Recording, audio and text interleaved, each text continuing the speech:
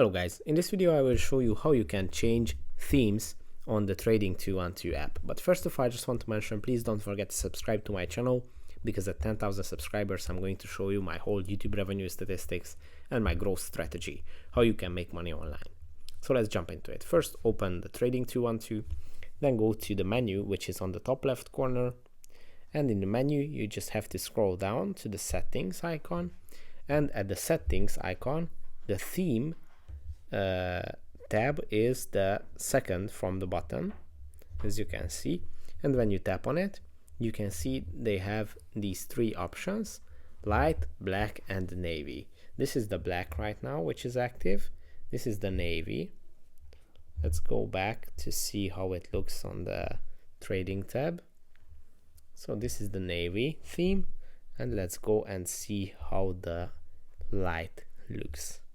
So yeah, this is the light theme, and that's it, how you can change the themes on Trading212. That's it for this video. I hope it was helpful for you. If it was, please consider subscribing, and see you in the next one.